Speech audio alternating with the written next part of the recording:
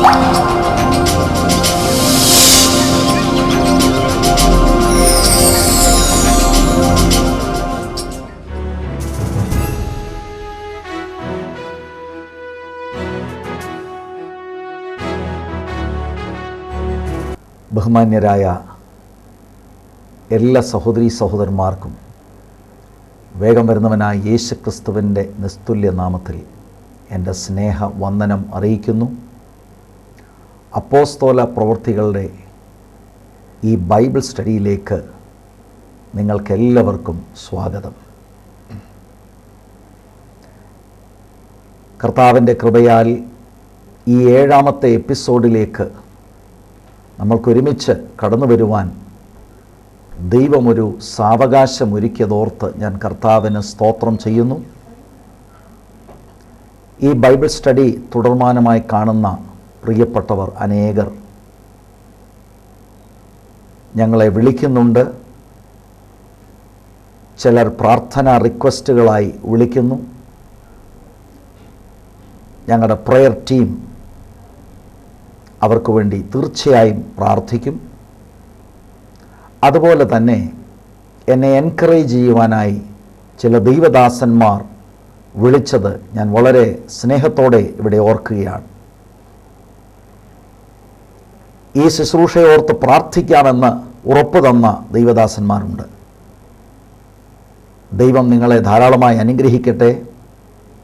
എനിക്കും ഈ Bible study ശുശ്രൂഷയ്ക്കും അതുപോലെ ഹാർവെസ്റ്റ് TV ഈ ചാനലിനും നിങ്ങളുടെ വിലയേറിയ പ്രാർത്ഥന ആവശ്യമാണ് എന്ന് ഞാൻ സ്നേഹത്തോടെ ഓർപ്പിക്കട്ടെ. അപ്പോസ്തല പ്രവൃത്തികളുടെ 28 അധ്യായങ്ങൾ നമ്മൾ വിഭജിക്കുകയുണ്ടായി. ആ വിഭജനത്തിൻ്റെ അടിസ്ഥാനത്തിലാണ് ഈ ക്ലാസ്സുകൾ മുന്നോട്ട് പോകുന്നത്. നമ്മളിപ്പോൾ 2ാമത്തെ വിഭജനത്തിലാണ് നിൽക്കുന്നത്. അപ്പോസ്തല പ്രവൃത്തി 2ാം അധ്യായത്തിൻ്റെ 5 മുതൽ 8ൻ്റെ 3 വരെയുള്ള വേദഭാഗങ്ങളിൽ യെരുശലേം സഭ എന്ന വിഷയമാണ് നമ്മൾ ചിന്തിച്ചു വരുന്നത്. ഞാൻ ഈ ക്ലാസ്സുകൾ അറ്റൻഡ് ചെയ്യുന്ന ദൈവമക്കളോട് ചില കാര്യങ്ങൾ ഹോംവർക്കായി ചെയ്യണം എന്ന് സൂചിപ്പിച്ചിരുന്നു. അപ്പോസ്തല പ്രവൃത്തി 1:8 അതിൻ്റെ താക്കോൽ വാക്യം നിങ്ങൾ മനഃപ്പാഠമാക്കണമെന്നും ഈ വിഭജനങ്ങൾ നിങ്ങൾ പഠിക്കണമെന്നും ഈ അപ്പോസ്തല പ്രവൃത്തികളുടെ പുസ്തകം നിങ്ങൾ ഒന്ന് വായിച്ചു തുടങ്ങണമെന്നും ഞാൻ ഓർപ്പിച്ചിരുന്നു. നിങ്ങൾ ആ കാര്യം ചെയ്യുന്നു എന്ന് ഞാൻ വിശ്വസിക്കട്ടെ. യെരുശലേം സഭയുടെ 7 ക്വാളിറ്റികളാണ് നമ്മൾ ചിന്തിക്കുന്നത്, ധ്യാനിക്കുന്നത്. അതിൽ ആദ്യത്തെ 2 ക്വാളിറ്റികൾ നമ്മൾ കഴിഞ്ഞ എപ്പിസോഡിൽ ചിന്തിക്കുകയുണ്ടായി. ഒന്നാമത്തെ ക്വാളിറ്റി, യെരുശലേം സഭ പ്രേയിങ് ആൻഡ് പ്രൈസിങ് ചർച്ച്, പ്രാർത്ഥിക്കുകയും സ്തുതിക്കുകയും ചെയ്യുന്ന സഭയായിരുന്നു. 2ാമത്തെ ക്വാളിറ്റി, യെരുശലേം സഭ പ്രീച്ചിങ് ആൻഡ് ടീച്ചിങ് ചർച്ച്, ദൈവവചനത്തിന് വളരെയധികം പ്രാധാന്യത കൊടുത്ത സഭയാണ് യെരുശലേം സഭ. നമ്മൾ ഈ യെരുശലേം സഭയെക്കുറിച്ച് ചിന്തിക്കുമ്പോൾ നമ്മൾ അതിനകത്ത് നിന്ന് ഉൾക്കൊള്ളേണ്ട വിഷയം, ആദ്യത്തെ സഭയാകുന്ന യെരുശലേം സഭ, നമ്മുടെ വാഴ്ത്തപ്പെട്ട കർത്താവ് തുടങ്ങിവെച്ച പുതിയ നിയമ ശുശ്രൂഷ അവരത് തുടരുന്നതായിട്ട് ദൈവവചനത്തിലൂടെ നമ്മൾ കാണുന്നു. ഇതുപോലെ ഇക്കാലഘട്ടത്തിലുള്ള ദൈവസഭ കർത്താവ് പറയുന്ന നിർദ്ദേശമനുസരിച്ച് പരിശുദ്ധാത്മാവിൽ നിറഞ്ഞാൽ, ആത്മാവ് ദൈവസഭയാകുന്ന കർത്താവിൻ്റെ ആത്മീക ശരീരത്തിലൂടെ ഇന്നും യെരുശലേം സഭയിൽ പ്രവർത്തിച്ചതുപോലെ പ്രവർത്തിക്കും. അതിന് യാതൊരു സംശയവും ഇല്ല. യെരുശലേം സഭയുടെ ക്വാളിറ്റികൾ നമ്മൾ പഠിക്കുമ്പോൾ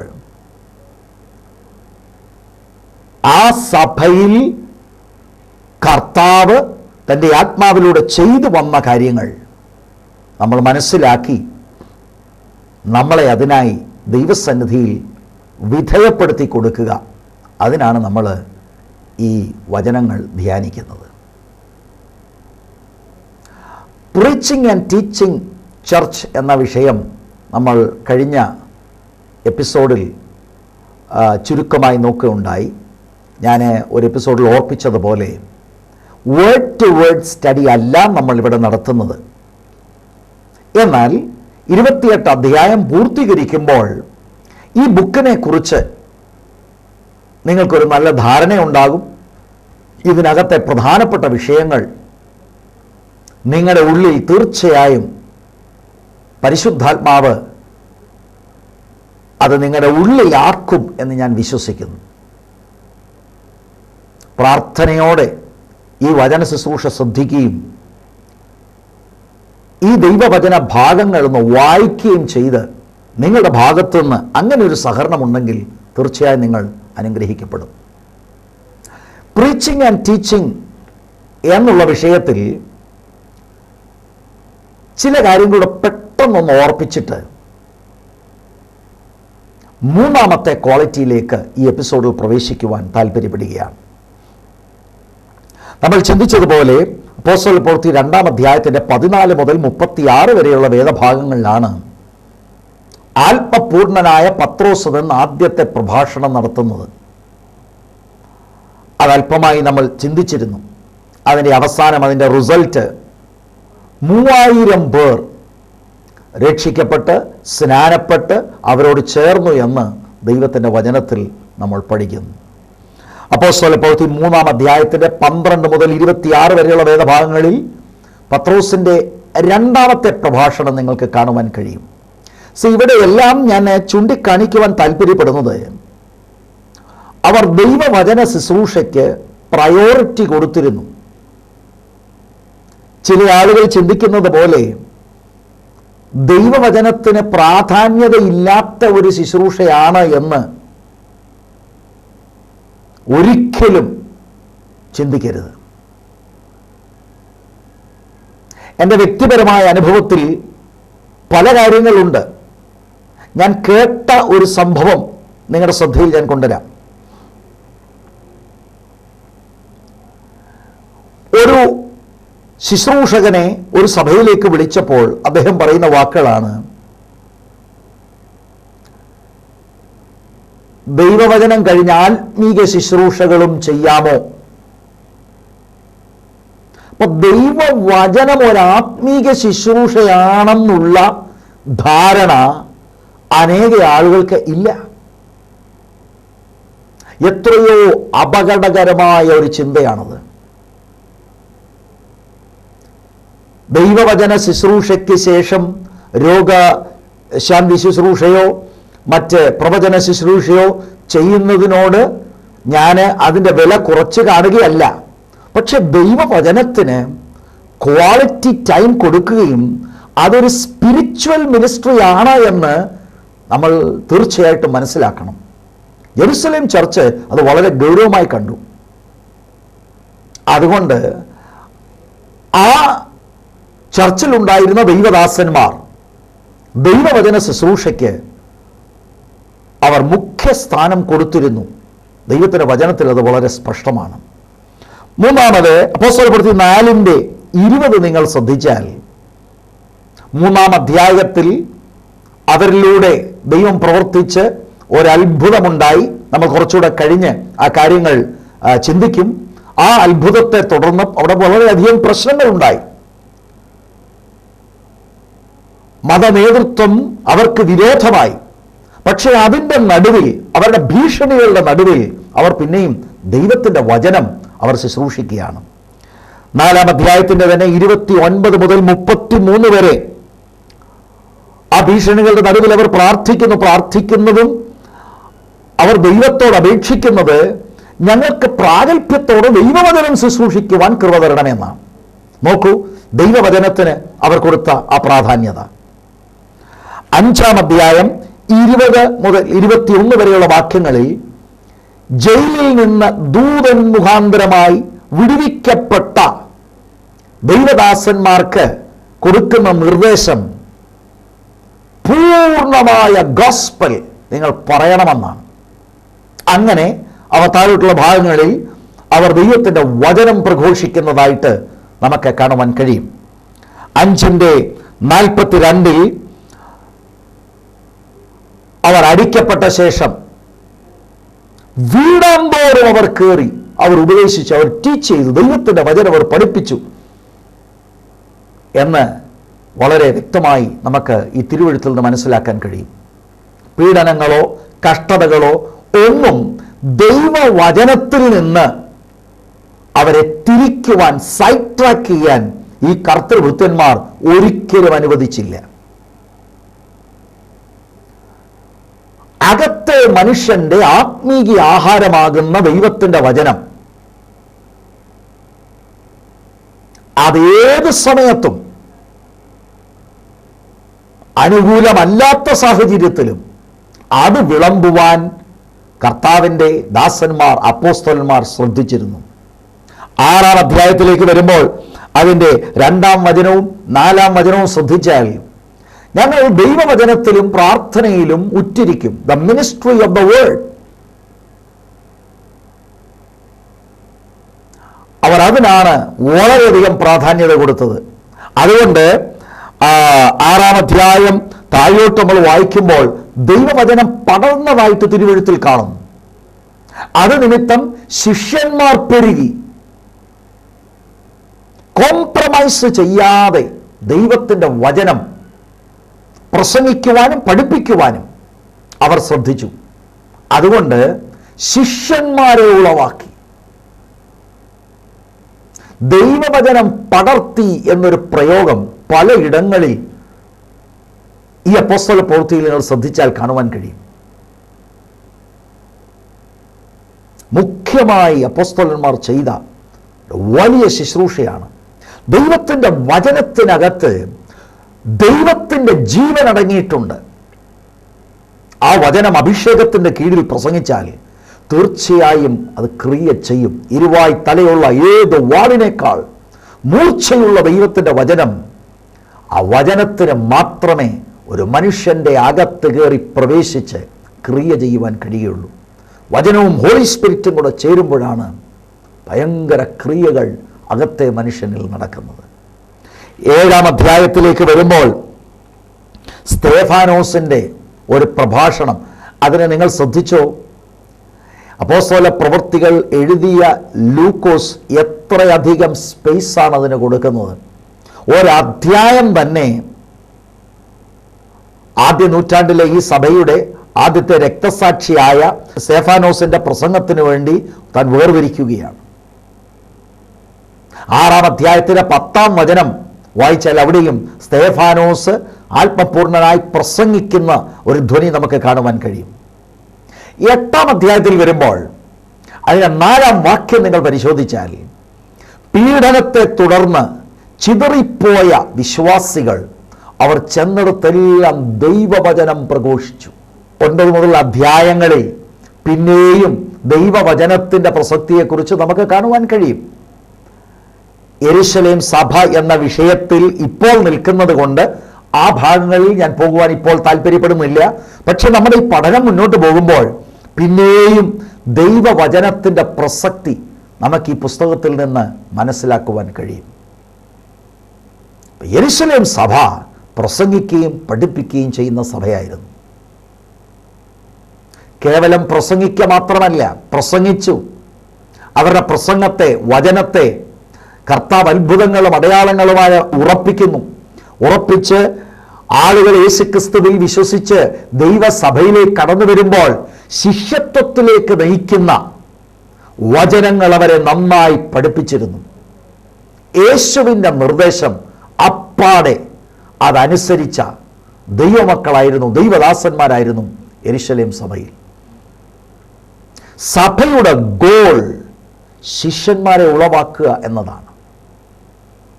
ആ കാര്യത്തിൽ ഈ കാലഘട്ടത്തിൽ ദൈവസഭകൾ ശ്രദ്ധിക്കട്ടെ എന്ന് ഞാൻ ആത്മാർത്ഥമായി പ്രാർത്ഥിക്കുകയാണ്.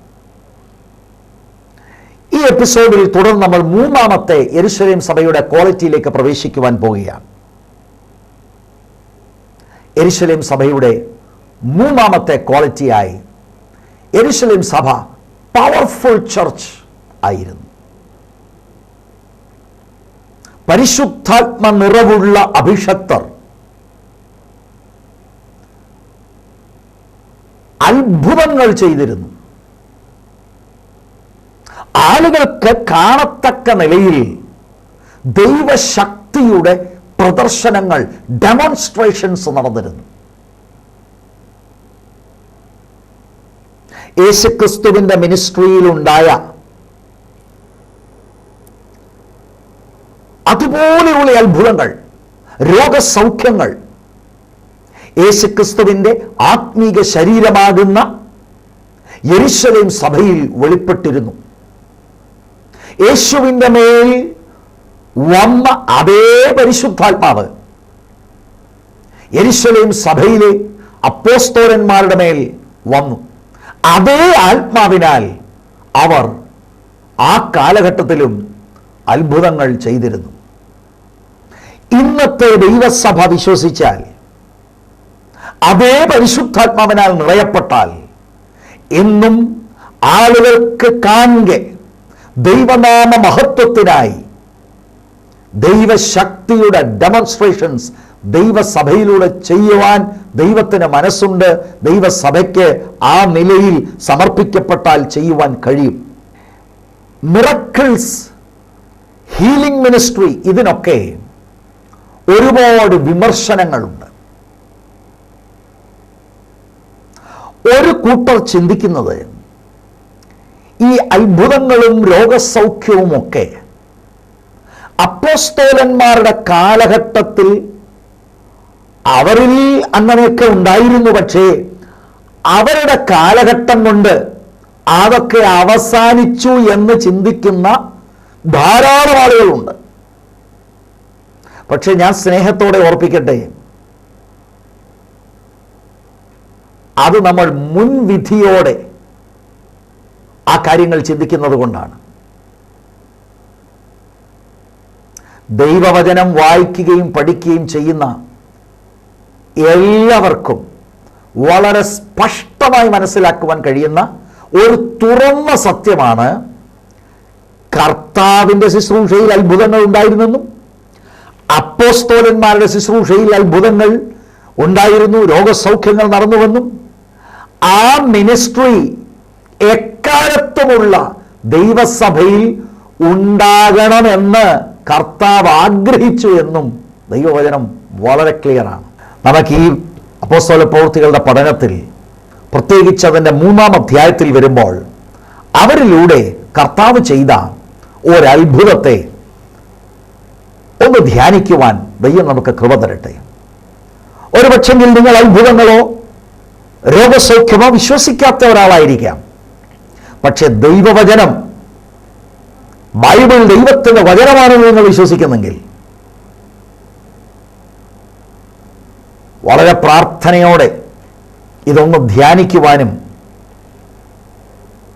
ക്രിസ്തുയേശുവിൻ്റെ പരിജ്ഞാനത്തിന് വിപരീതമായി നിങ്ങളിൽ ഉയർന്ന കോട്ടകളെ ദൈവവചനത്താൽ ഇടിച്ചു കളയുവാനും നിങ്ങൾ തയ്യാറാകുക. 3-ാം അധ്യായത്തിൽ വരുമ്പോൾ അസാധാരണ ഒരു അത്ഭുതമാണ്. 1ഉം 2ഉം അധ്യായങ്ങൾ ഇതിനോടകം വളരെ ബ്രീഫായി നമ്മളൊന്ന് ചിന്തിച്ചു. നമ്മൾ 3-ാം അധ്യായത്തിലേക്ക് നമ്മൾ പ്രവേശിക്കുകയാണ്. ഇടയ്ക്കിടയ്ക്ക് ഈ നമ്മൾ കവർ ചെയ്ത അധ്യായങ്ങളിലൊക്കെ നമ്മൾ തിരിച്ചു വരും. ഒരു പവർഫുൾ ചർച്ചായിരുന്നു യെരുശലേം സഭ. 3-ാം അധ്യായം അസാധാരണമായ ഒരു മിറക്കിൾ നടക്കുകയാണ്.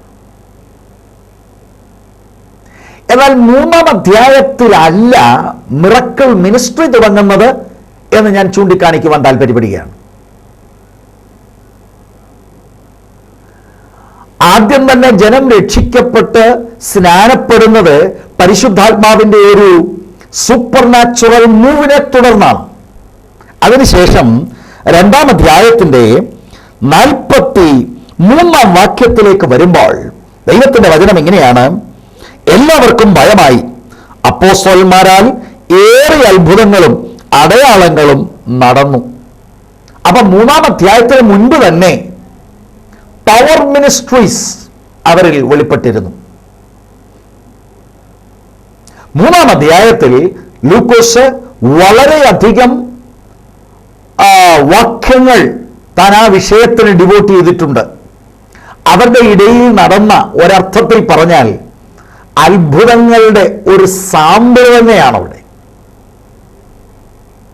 ഇവിടെ എനിക്ക് ഒന്ന് എടുത്തു പറയാനുള്ളത്, അത്ഭുതങ്ങളിൽ വിശ്വസിക്കാത്ത ഒരു കൂട്ടരുണ്ട്. മറു സൈഡിൽ അത്ഭുതങ്ങൾ എങ്ങനെയെങ്കിലും കൃത്രിമമായി പോലും നടത്തുവാൻ അതിനുള്ള കാര്യങ്ങൾ ചെയ്യുന്ന ആളുകളുണ്ട്. ദൈവത്തിന് ആരുടെയും സഹായം ആവശ്യമില്ല പ്രിയമുള്ളവരെ. ദൈവനാമ മഹത്വത്തിന് വേണ്ടി അവിടെ നിന്നും അത്ഭുതങ്ങൾ ചെയ്യുന്നു. കൃത്രിമമായി ദൈവത്തെ സഹായിക്കേണ്ട ആവശ്യമില്ല. ദൈവം അത് പ്രതീക്ഷിക്കുന്നില്ല. ദൈവത്തിന് നമ്മുടെ ആരുടെയും സഹായം വേണ്ട. ദൈവത്തിന് ശക്തിയുണ്ടല്ലോ. അന്ന് പ്രവർത്തിച്ച ദൈവം ഇന്നും ജീവിക്കുന്നു.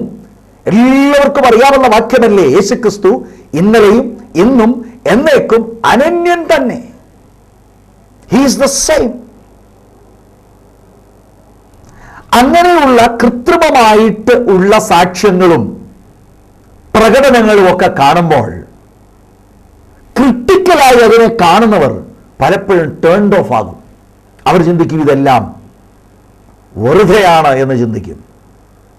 സോ ഇങ്ങനെ 2 എക്സ്ട്രീംസിന്റെ നടുവിൽ ദൈവത്തിന്റെ വചനത്തിലൂടെ വചനം വരുന്ന ആ ദൂതിലാണ് നാം നിൽക്കേണ്ടത്. ആ 3-ാം അധ്യായം ദൈവമക്കൾ ശ്രദ്ധിക്കുക. 3-ാം അധ്യായത്തിലാണല്ലോ ഈ അത്ഭുതങ്ങൾ കുറിച്ച് പരാമർശിക്കുന്നത്. അവിടെ അതിന്റെ ആദ്യത്തെ വാക്യം പറയുന്നത് വളരെ ശ്രദ്ധേയമാണ്. അത്ഭുതം ചെയ്യാനായിട്ടൊന്നുമല്ല പത്രോസും യോഹന്നാനും കടന്നു പോകുന്നത്. ഇങ്ങനെയാണ്: ഒരിക്കൽ പത്രോസും യോഹന്നാനും 9-ാം മണി നേരം പ്രാർത്ഥനാ സമയം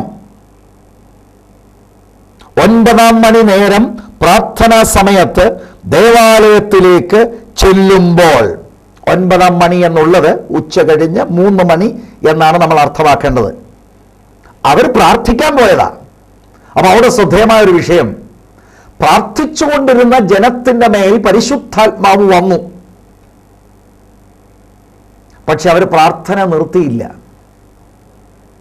2-ാം അധ്യായത്തിന്റെ 42 മുതൽ വായിക്കുമ്പോഴും അവരെ പ്രാർത്ഥിക്കുന്നതായിട്ട് കാണുന്നു.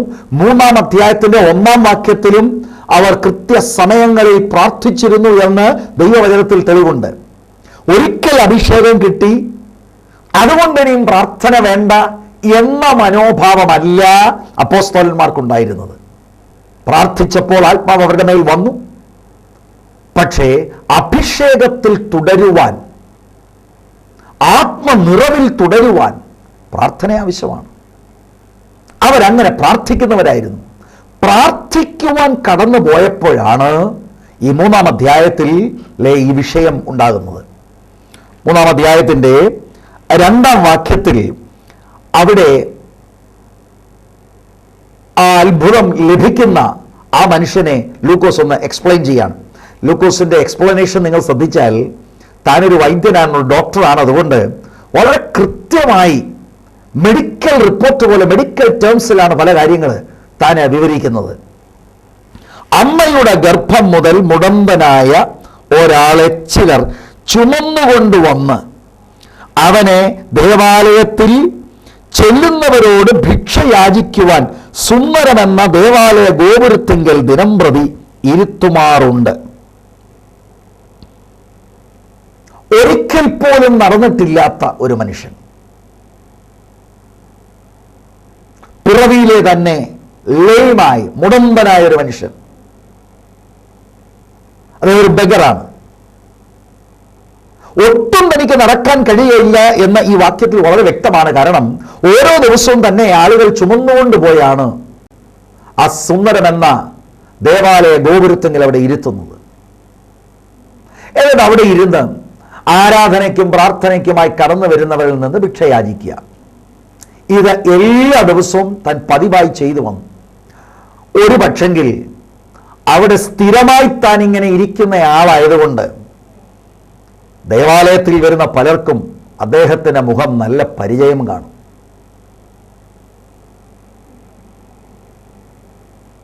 ഒരു നിലയിലും തൻ്റെ ശരീരം കൊണ്ട് യാതൊരു നിലയിൽ സ്വാധീനമില്ലാത്ത മനുഷ്യൻ, ഒരിക്കൽ പോലും നടന്നിട്ടില്ല. ഒരു പക്ഷെങ്കിൽ അങ്ങനെ താൻ ഇനി നടക്കുമെന്ന് ആ മനുഷ്യൻ ഒരു പക്ഷെങ്കിൽ ചിന്തിച്ചു പോലും കാണുകയില്ല. അപ്പൊ ഇത്രയും ലൂക്കോസ് ഇത് വിവരിക്കുമ്പോൾ ഒരു കാര്യം വളരെ വ്യക്തമാണ്. ഇതൊരു ഇമ്പോസിബിൾ കേസാണ്. ഡിഫോംഡായിട്ട് ജനിച്ച ഒരു മനുഷ്യനാണ്. മെഡിക്കൽ സയൻസിന് പോലും ഇതിന് മുൻപിൽ ഒന്നും ചെയ്യാൻ കഴിയില്ല. അങ്ങനെ ഒരു കേസാണിത്. ഈ മനുഷ്യനാണ് അത്ഭുതകരമായി സൗഖ്യമാകുന്നത്. Everything is possible with God. ദൈവത്തിന് സകലതും ചെയ്യുവാൻ കഴിയും. ദൈവത്തിൻ്റെ ശക്തിയെ നാം പരിമിതമായി ചിന്തിക്കുന്നത് കൊണ്ടാണ്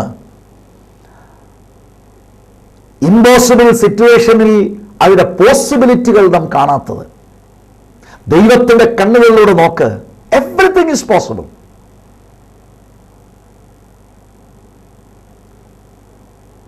ഈ ദൈവവചന ശുശ്രൂഷയിൽ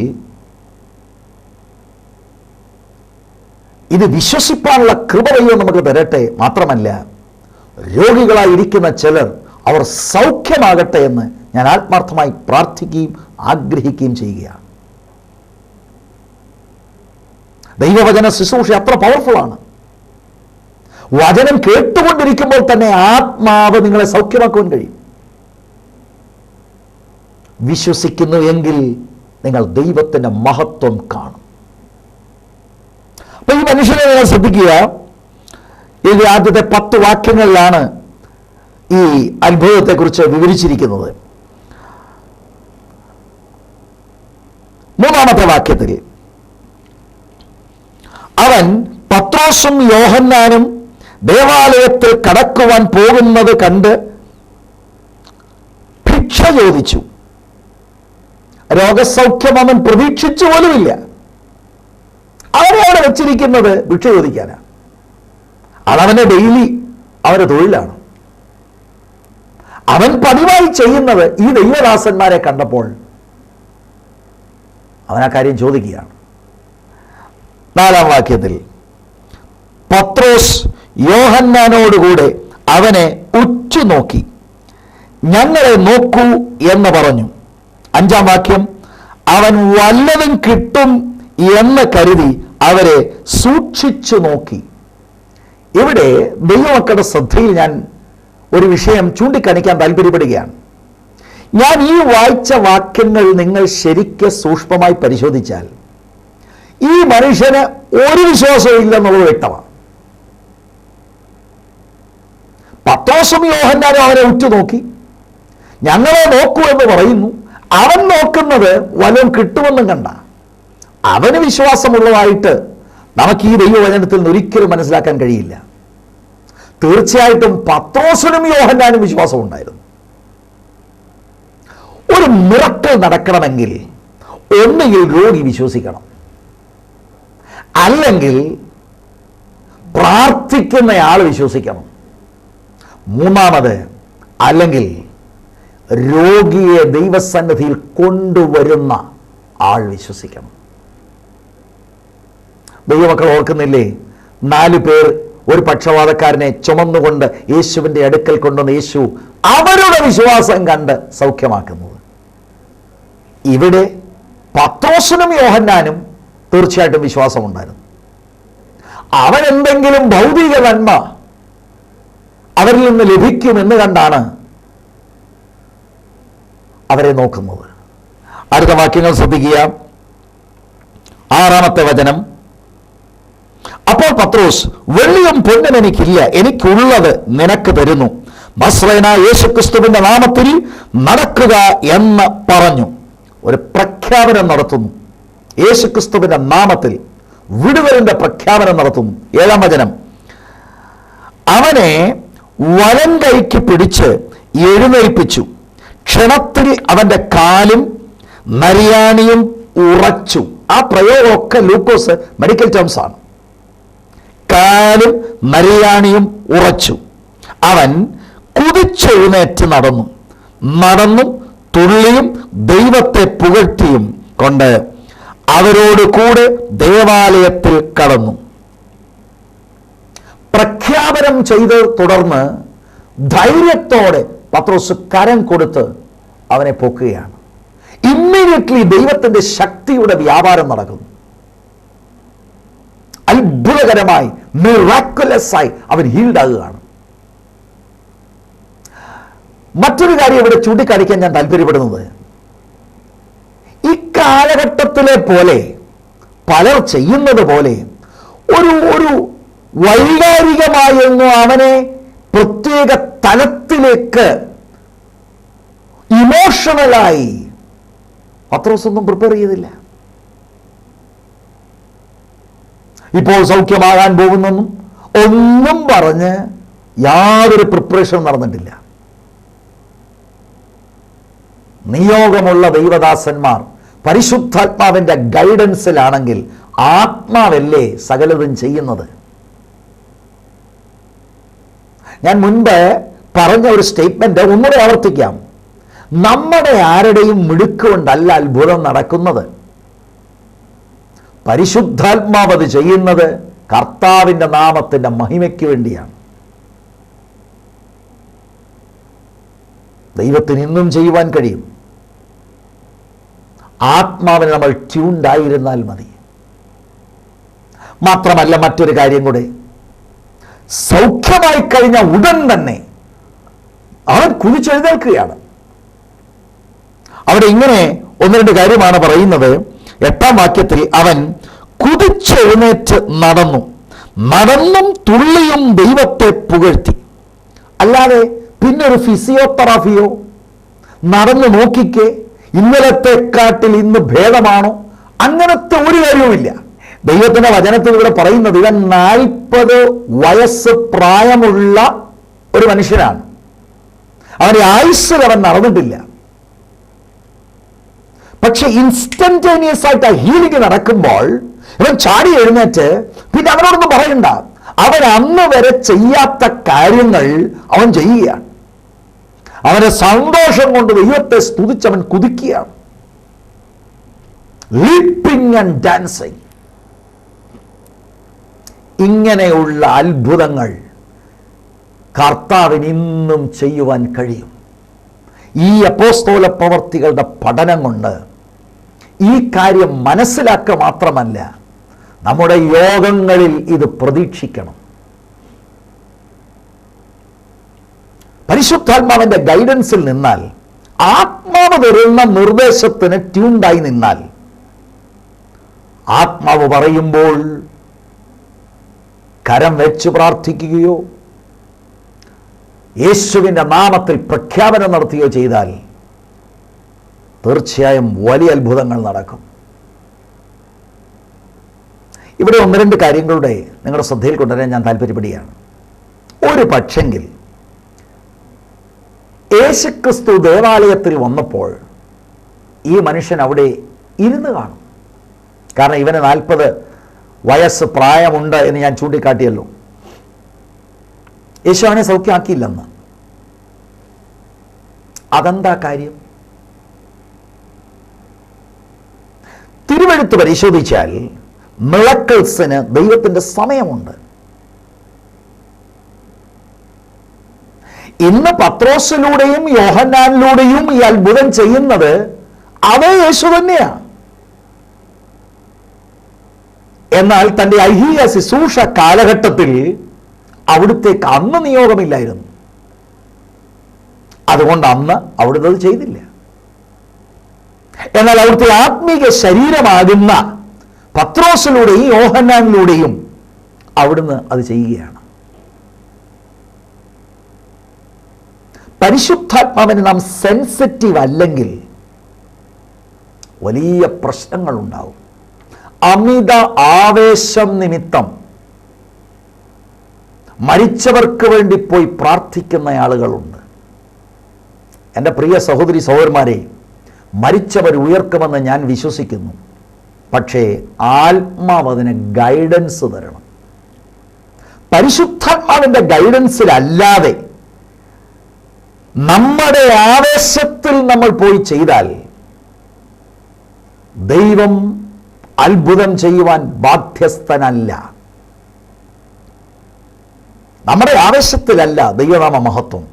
കർത്താവിൻ്റെ സമയത്ത് കർത്താവിൻ്റെ ഇഷ്ടമനുസരിച്ച് നാം വിധേയപ്പെട്ട് പരിശുദ്ധാത്മാവിന് ചാലായി ഏൽപ്പിച്ചു കൊടുക്കുമ്പോൾ കർത്താവ് മഹത്വമെടുക്കും. യെരൂശലേമിനെ ഇമ്പാക്റ്റ് ചെയ്ത ഒരു ഭയങ്കര അത്ഭുതമാണിത്.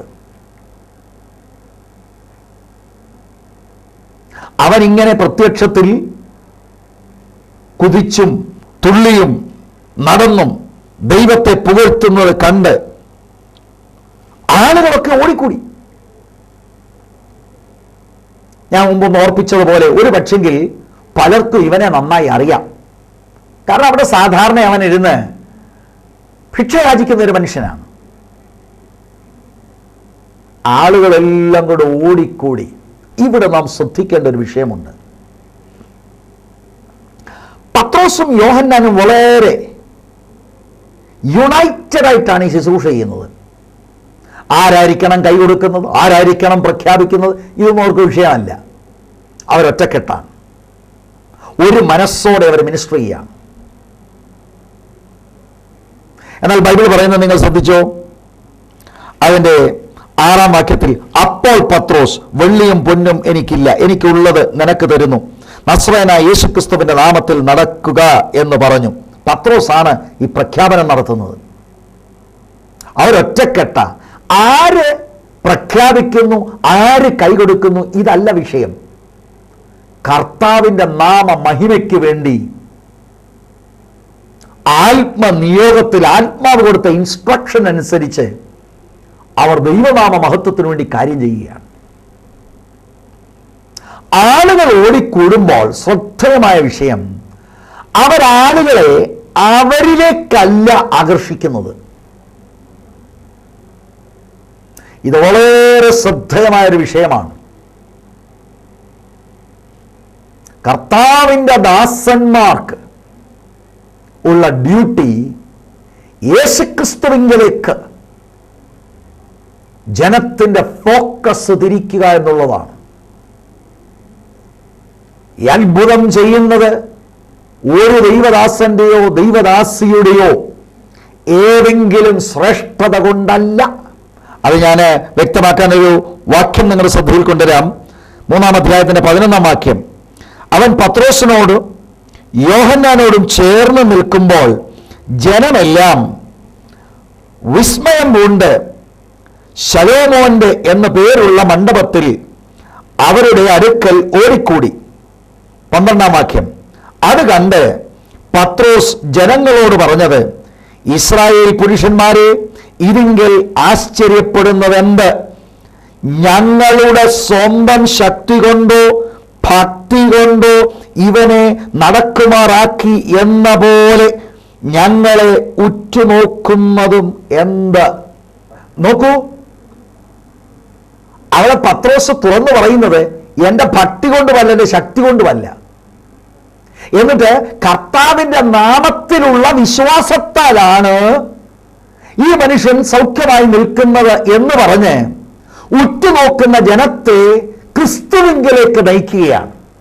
അല്ലാതെ ഉടനെ ഒരു സാമ്പത്തികമായിട്ടുള്ള ഒരു പിരിവിനുള്ള വട്ടം കൂട്ടമോ മറ്റ് യാതൊരു പബ്ലിസിറ്റി അല്ല. പല കാര്യങ്ങൾ നമ്മൾ ഈ ദൈവവചനം പഠിക്കുമ്പോൾ നമ്മൾ ശ്രദ്ധിക്കേണ്ടത്, ഈ കാലഘട്ടത്തിൽ നടക്കുന്ന പലതും ദൈവവചനത്തിന് വളരെ വിപരീതമായ കാര്യങ്ങളാണ്. ദൈവത്തിന് കൃപ തോന്നി, ദൈവം കരുണ ചെയ്തു, ഒരാളിലൂടെ സൗഖ്യമാക്കി. അതിനകത്ത് നമുക്ക് ക്രെഡിറ്റ് എടുക്കാൻ എന്തിരിക്കുന്നു? പരിശുദ്ധാത്മാവല്ലേ ഇത് ചെയ്യുന്നത്? കർത്താവിൻ്റെ നാമം നിമിത്തമല്ലേ ചെയ്യുന്നത്? ഇതിൻ്റെ എല്ലാ ഉദ്ദേശവും കർത്താവിൻ്റെ നാമത്തിൻ്റെ മഹിമയല്ലേ? ഇതിനകത്ത് ചാലായി നിൽക്കുന്ന വ്യക്തിക്ക് പുകഴാൻ എന്താണ്? മാത്രമല്ല, ഇങ്ങനെയുള്ള ആളുകൾ സൂക്ഷിക്കാത്തത് കൊണ്ട് സാധാരണ ജനം പലരെയും അവരുടെ ഉള്ളിൽ വിഗ്രഹങ്ങളായി സ്ഥാപിച്ചിട്ടുണ്ട്.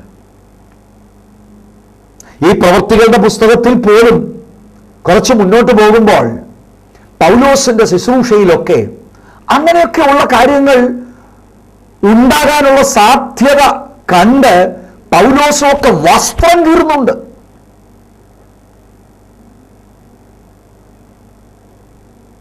അത്ഭുതങ്ങളുണ്ട്. അത്ഭുതങ്ങൾ എന്തിനാണ്? പ്രത്യേകിച്ച് യോഹന്നാന്റെ സുവിശേഷം നിങ്ങൾ പഠിച്ചാൽ അത്ഭുതങ്ങളെ അടയാളങ്ങൾ എന്നാണ് യോഹന്നാൻ വിളിച്ചിരിക്കുന്നത്. എന്താ അടയാളം? ചൂണ്ടുപലക. അത്ഭുതം അത്ഭുതത്തിൽ തന്നെ വിടുതലല്ല. ഇപ്പോൾ ഈ മുടന്തന് ഈ അത്ഭുതം ദൈവം കരുണയാൽ ദൈവം അത് ചെയ്തത് കൊണ്ട് അവൻ സ്വർഗത്തിൽ പോകണമെന്നില്ല, നിത്യജീവൻ അവന് ലഭിക്കണമെന്നില്ല. നിത്യജീവൻ പ്രാപിക്കണമെങ്കിൽ സുവിശേഷത്തിൽ വിശ്വസിക്കണം, യേശുക്രിസ്തു ദൈവത്തിന്റെ പുത്രൻ എന്ന് വിശ്വസിക്കണം, ദൈവവചനപ്രകാരം ജീവിതത്തെ ക്രമീകരിക്കണം. പിന്നെ എന്തിനാണ് ഈ അത്ഭുതം? അത്ഭുതം ദൈവവചനത്തിന്റെ പവറിന്റെ ഡെമോൺസ്ട്രേഷൻ വരുമ്പോൾ സുവിശേഷം കൈക്കൊള്ളുവാൻ ഒരു മനുഷ്യന്റെ അകത്തെ കണ്ണ് തുറക്കും. ജീവനുള്ള ദൈവത്തിന്റെ ശക്തിയുടെ ഡെമോൺസ്ട്രേഷൻസ് കാണുമ്പോൾ ഇങ്ങനെ ഒരു ദൈവം ജീവിക്കുന്നല്ലോ എന്നവന്റെ ഉള്ളിൽ ബോധം വന്ന് തുടർന്ന് കേൾക്കുന്ന ദൈവത്തിന്റെ വചനം കൈക്കൊള്ളാനുള്ള മനോഭാവം അവനിലുണ്ടാകും. ഇവിടെയും ആളുകൾ കൂടിയപ്പോൾ പത്രോസ് ജനത്തെ കർത്താവിലേക്ക് തിരിച്ചിട്ട് അനുഗ്രഹിക്കപ്പെട്ട പ്രഭാഷണം നടത്തുകയാണ്. ആ പ്രഭാഷണത്തിന്റെ അവസാനത്തിൽ താൻ മാനസാന്തരമാണ് സൂചിപ്പിക്കുന്നത്. അവരുടെ പാപത്തെക്കുറിച്ച് ചൂണ്ടിക്കാണിച്ചിട്ട് അവർ മാനസാന്തരപ്പെടണമെന്ന് താൻ പറയുകയാണ്. മിറക്കിൾസ് ഉണ്ടാകുന്നത് ജനത്തിന്റെ ഉൾക്കണ്ണ് തുറക്കുവാൻ വേണ്ടിയാണ്. മിറക്കിൾസ് അതിൽ തന്നെ വിടുതലല്ല. ആ വ്യക്തിക്ക് ശാരീരികമായ വിടുതൽ വരുന്നുണ്ട്. ഞാൻ ഉദ്ദേശിച്ചത് നിത്യജീവനായുള്ള വിടുതലല്ല. അനേകർ ചിന്തിക്കുന്നത് കർത്താവ് പ്രാർത്ഥിച്ചപ്പോൾ എനിക്ക് ഈ രോഗം സൗഖ്യമായല്ലോ. തീർച്ചയായിട്ടും അത് ദൈവത്തിന്റെ മനസ്സലിവാണ്. യോഹന്നാന്റെ സുവിശേഷം 6-ാം അധ്യായത്തിൽ വരുമ്പോൾ 5 അപ്പവും 2 മീനും കൊണ്ട് 5000 പുരുഷന്മാർ, ഒരു പക്ഷെങ്കിൽ 15000 പേരെ കർത്താവ് എത്രയോ അത്ഭുതകരമായിട്ടാണ് പോഷിപ്പിച്ചത്. അവരാരും റിക്വസ്റ്റ് ചെയ്തതല്ല, പ്രാർത്ഥിച്ചതല്ല, കർത്താവ് അവർക്ക് വേണ്ടി അത്ഭുതം ചെയ്തു. പക്ഷെ അടുത്ത ദിവസവും അത്ഭുതത്തിന് വേണ്ടി വരുമ്പോൾ കർത്താവ് അവരെ നിത്യജീവനിലേക്ക് തിരിക്കുകയാണ്. മനുഷ്യൻ എപ്പോഴും ഫെൽറ്റ് നീഡ് മാത്രമേ അറിയത്തുള്ളൂ. ഫെൽറ്റ് നീഡ് കർത്താവ് കൊടുക്കും. ശാരീരിക വിടുതൽ ഉണ്ട്, അത്ഭുതമുണ്ട്. പക്ഷേ അവന്റെ റിയൽ നീഡ് എന്ന് പറയുന്നത് യേശുക്രിസ്തുവിനെ അനുഭവിക്കുക, യേശുക്രിസ്തുവിനെ ഉള്ളിലാക്കുക, യേശുക്രിസ്തുവുമായി ഉടമ്പടി ബന്ധത്തിലേക്ക് പ്രവേശിക്കുക എന്നതാണ്. കർത്താവ് അതുകൊണ്ട് അവരെ ആത്മീക വിഷയത്തിലേക്ക് തിരിക്കുകയാണ്. എന്നിട്ട് കർത്താവ് ഒരു പ്രഭാഷണം നടത്തുന്നു. പക്ഷേ പ്രഭാഷണത്തിന്റെ അവസാനത്തിൽ ഉടമ്പടി ബന്ധത്തിലേക്ക് അവർ പ്രവേശിക്കണമെന്ന സൂചന അവർക്ക് ലഭിച്ചപ്പോൾ 6:60 മുതൽ 66 വരെയുള്ള വാക്യങ്ങളിൽ അവരെല്ലാം യേശു കർത്താവിനെ വിട്ടുപോയി. അത്ഭുതം എല്ലാവർക്കും ഇഷ്ടമാണ്. പക്ഷെ അത്ഭുതം എന്തിനാ?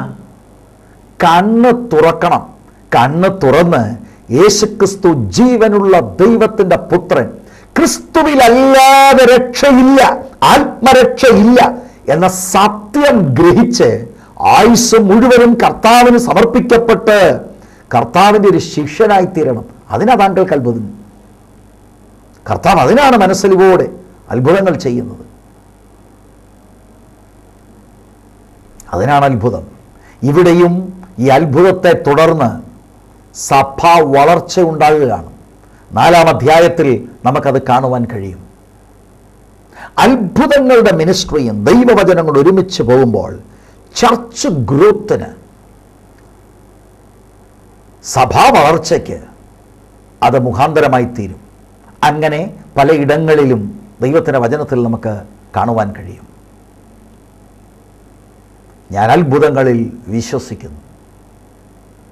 അപ്പോൾ തന്നെ അത്ഭുതം ഒരു വ്യക്തിയുടെ വ്യക്തിത്വത്തെ ഉയർത്തുവാനല്ല, അത് കർത്താവിൻ്റെ നാമ മഹിമയ്ക്ക് വേണ്ടിയാണ്. അത് അടയാളങ്ങളാണ്, ക്രിസ്തുവിങ്കിലേക്കുള്ള ചൂണ്ടുപലകയാണ്. അത്ഭുതങ്ങളെ ആസ്വദിച്ച് കണ്ട് കർത്താവിങ്കിലേക്ക് ആളുകൾ തിരിയണം. അതിനൊരു ക്ലാസിക് എക്സാമ്പിളാണ് യോഹന്നാന്റെ സുവിശേഷം 3-ാം അധ്യായത്തിൽ പരീശന്മാരുടെ കൂട്ടത്തിൽ നിക്കോദിമോസ് എന്ന് പറയുന്ന മനുഷ്യൻ യേശുവിൻ്റെ അടുക്കൽ വന്ന് പറയുന്നത്, ഒരു നീ ചെയ്ത അത്ഭുതങ്ങൾ വാസ്തവമായും ദൈവം നിന്നോടുകൂടെ ഉണ്ട്. കണ്ടോ, അത്ഭുതങ്ങൾ കണ്ട നിക്കോദിമോസ് കർത്താവിൻ്റെ അടുക്കൽ ഒരു രാത്രി കടന്നു വരികയാണ്. അവനോട് യേശു വീണ്ടും ജനനത്തെക്കുറിച്ച് സംസാരിക്കുക. ഞാൻ പൂർണ്ണമായി വിശ്വസിക്കുന്നത് നിക്കോദിമോസ് ആ വചനങ്ങൾ ഉൾക്കൊണ്ടു എന്നാണ്. കാരണം കർത്താവിൻ്റെ ശവശരീരം അരിമേത്യയിലെ യോസഫിൻ്റെ കൂടെ ചേർന്ന് ശുശ്രൂഷിക്കുവാൻ നിക്കോദിമോസിനെയും നമ്മൾ കാണുന്നു. അത്ഭുതമാണ് നിക്കോദിമോസിന്റെ കണ്ണു തുറന്ന് യേശുവിൻ്റെ അടുക്കൽ കൊണ്ടുവന്നത്. അത്ഭുതങ്ങൾ ചൂണ്ടുപലകയാണ്. They are signs. അത്ഭുതം ചെയ്യുന്ന മനുഷ്യരല്ല, അത്ഭുതം ആരിലൂടെ ചെയ്യുന്ന വ്യക്തിക്കല്ല ഇമ്പോർട്ടൻസ്. ഇതിനെല്ലാം സോഴ്സ് പരിശുദ്ധാത്മാവാണ്. അവിടുന്ന് അത് ചെയ്യുന്നത് കർത്താവിൻ്റെ നാമത്തിൻ്റെ മഹിമയ്ക്ക് വേണ്ടിയാണ്. യെരുശലേം സഭയിൽ മിറക്കിൾസ് ഉണ്ടായിരുന്നു. എത്രയെത്ര മിറക്കിൾസിനെ കുറിച്ച് റെക്കോർഡ് ചെയ്തിട്ടുണ്ട്. ഒരു കാര്യം കൂടെ പറഞ്ഞ് ഞാൻ ഈ എപ്പിസോഡ് അവസാനിപ്പിക്കാൻ താല്പര്യപ്പെടുകയാണ്. ഈ മുടന്തം നടന്നു കഴിഞ്ഞ് 4-ാം അധ്യായത്തിൽ ഇതിനെ തുടർന്ന് വലിയ പ്രതികൂലമുണ്ടായി. പക്ഷേ അവരുടെ എതിരാളികൾ പോലും സമ്മതിക്കുന്ന ഒരു കാര്യമുണ്ട്, ഈ അത്ഭുതം നമുക്ക് നിഷേധിക്കാൻ കഴിയത്തില്ല. അതാണ് അത്ഭുതം. അല്ലാതെ 2 ഇന്റർവ്യൂ നടത്തി 2 പേര് പരിശോധിക്കുമ്പോൾ കിട്ടിയ ഹീലിംഗ് ഇല്ലാതെ പോകുന്നതല്ല. പരീശന്മാർ ഹീലിംഗിനെ അവർ ശരിക്കും ചെക്ക് ചെയ്യുമ്പോൾ അവർക്കൊരു കാര്യം മനസ്സിലായി, ദൈവശക്തി വ്യാപരിച്ചിട്ടുണ്ട്. ഹീലിംഗിനെ സംബന്ധിച്ചോളം യാതൊരു നിലയിൽ അവർക്കൊന്നും പറയാനില്ല. പിന്നെ അവർ പറയുന്ന ഒരു കാര്യമേ ഉള്ളൂ, ഈ നാമത്തിൽ ഇനിയും പ്രസംഗിക്കരുത്. യേശുവിൻ്റെ നാമത്തോടാണല്ലോ എന്നും പോരാട്ടമുള്ളത്. യേശുക്രിസ്തുവിന്റെ ശുശ്രൂഷയിലും അത്ഭുതങ്ങൾ നടന്നപ്പോൾ അത് തൻ്റെ എതിരാളികൾ ഒരിക്കലും നിഷേധിക്കാൻ കഴിഞ്ഞില്ല. അതിനവര് ചമച്ചു വെച്ച ഒരു കാര്യം, ഇവൻ ബേൽസിബുവിനെ കൊണ്ടാണ് ഇത് ചെയ്യുന്നത്. അങ്ങനെ പറഞ്ഞെങ്കിലും ആളുകളെ പിന്തിരിപ്പിക്കാം എന്നാണ് അവർ ചിന്തിച്ചത്. റിയൽ മിറക്കിൾസ് ആണെങ്കിൽ ആര് ചെക്ക് ചെയ്യട്ടെ? ഡോക്ടേഴ്സ് വെരിഫൈ ചെയ്യട്ടെ, ചെക്ക് ചെയ്യട്ടെ, ക്രിട്ടിക്കൽ ആളുകൾ ചെക്ക് ചെയ്യട്ടെ. റിയൽ മിറക്കിൾസിന് ഈ ചെക്കിംഗ് എല്ലാം കഴിഞ്ഞ് സ്റ്റാൻഡ് ചെയ്യാൻ കഴിയും. That's divine miracle. ഈ എപ്പിസോഡ് അവസാനിക്കുമ്പോൾ ഞാൻ നിങ്ങൾക്ക് വേണ്ടി പ്രാർത്ഥിക്കാൻ ആഗ്രഹിക്കുകയാണ്. ഞാൻ അത്ഭുതങ്ങൾ വിശ്വസിക്കുന്നു. യേശുക്രിസ്തു ജീവനുള്ള ദൈവത്തിൻ്റെ പുത്രനെ നിങ്ങൾ വിശ്വസിക്കുന്നെങ്കിൽ, കർത്താവിന് നിങ്ങളുടെ പ്രത്യേക വിഷയത്തിന്മേൽ ഒരു അത്ഭുതം ചെയ്യാൻ കഴിയുമെന്ന് നിങ്ങൾ വിശ്വസിക്കുന്നു എങ്കിൽ, നിങ്ങളുടെ രോഗമുള്ള ഭാഗത്തേക്ക് നിങ്ങളുടെ തന്നെ കരം വയ്ക്കുക. കർത്താവിന് നിങ്ങൾക്ക് വേണ്ടി ഒരു അത്ഭുതം ചെയ്യാൻ കഴിയും. ഞാൻ നിങ്ങൾക്ക് വേണ്ടി പ്രാർത്ഥിക്കാൻ പോവുകയാണ്. നമ്മളിവിടെ മെഡിറ്റേറ്റ് ചെയ്ത് ദൈവത്തിൻ്റെ വചനമാണ്, കിഴവിക്കഥകളല്ല. യേശുവിൻ്റെ മിനിസ്ട്രിയിൽ അത്ഭുതങ്ങൾ ഉണ്ടായിരുന്നു. ശിഷ്യന്മാരുടെ മിനിസ്ട്രിയിൽ അത്ഭുതമുണ്ടായിരുന്നു. ആദ്യത്തെ സഭയാകുന്ന യെരുശലേം സഭയിൽ മിറക്കിൾസ് ഉണ്ടായിരുന്നു. ആരുടെയെങ്കിലും ശുശ്രൂഷയിൽ അത്ഭുതം നടക്കാത്തത് കൊണ്ട് അത്ഭുതങ്ങളില്ല എന്ന് ചിന്തിക്കരുത്. അത് ദൈവവചനത്തിന്റെ സത്യമാണ്. God is a miracle working God. പ്രാർത്ഥിക്കാം. പരിശുദ്ധ പിതാവേ, അവിടുത്തെ പുത്രൻ്റെ നാമത്തിൽ കൃപാസനത്തിലേക്ക് ഞങ്ങൾ അടുത്തു വരുന്നു. ഈ ദൈവവചനത്തിൻ്റെ സത്യം ഉൾക്കൊണ്ട രോഗമുള്ള ഭാഗത്ത് അവരവരുടെ കരം വെച്ചിരിക്കുന്ന ഓരോരുത്തർക്കു വേണ്ടി അടിയൻ ഇടിവിൽ നിൽക്കുന്നു. വചനത്തെ ഉറപ്പിക്കേണ്ടതിന് അത്ഭുതങ്ങളാലും അടയാളങ്ങളാലും വീര്യപ്രവൃത്തികളാലും അവിടുന്ന് ഉറപ്പിക്കേണ്ടതിന് ഞങ്ങൾ പ്രാർത്ഥിക്കുന്ന ഈ സമയത്ത് അവിടുത്തെ കരം നീട്ടണമെന്ന് പ്രാർത്ഥിക്കുന്നു. അധികാരമുള്ള യേശു ക്രിസ്തുവിൻ്റെ നാമത്തിൽ രോഗബന്ധനങ്ങൾ ശരീരങ്ങളിൽ നിന്ന് വിട്ടുമാറുവാൻ ഞാൻ കൽപ്പിക്കുന്നു. യേശു ക്രിസ്തുവിൻ്റെ അധികാരമുള്ള നാമത്തിൽ ആ ശരീരങ്ങൾ ഫ്രീ ആകട്ടെ. കർത്താവ് ഈ വിഷയത്തിൽ മഹത്വം എടുത്തിരിക്കിയാൽ അടിയൻ സ്തോത്രം ചെയ്യുന്നു. കർത്താവെ, ഉച്ച മുതൽ ഉള്ളങ്കാൽ വരെ അവിടുത്തെ ആത്മാവിൻ്റെ തലോടൽ അനുഭവിക്കട്ടെ അവിടുത്തെ ജനം. കർത്താവ് മഹത്വം എടുക്കണമേ, യേശു കർത്താവിൻ നാമത്തിൽ തന്നെ. ആമേൻ. കർത്താവ് നിങ്ങൾക്ക് വേണ്ടി ഒരു അത്ഭുതം ചെയ്തെങ്കിൽ ഞങ്ങളെ തീർച്ചയായിട്ടും അറിയിക്കണം. അതിനേക്കാൾ എല്ലാം ഉപരി നിങ്ങളുടെ ഹൃദയം കർത്താവിനായി കൊടുക്കണം. ഒരത്ഭുതം ചെയ്തു, നിങ്ങളുടെ ഹൃദയം അതിൽ വിശ്വസിച്ച് ഹൃദയത്തെ തുറന്നു കൊടുത്ത് യേശു ജീവനുള്ള ദൈവത്തിൻ്റെ പുത്രനെന്ന് നിങ്ങൾ വിശ്വസിച്ച് നിത്യജീവൻ ഏറ്റെടുക്കുക. God bless you. ദൈവം അനുഗ്രഹിക്കട്ടെ.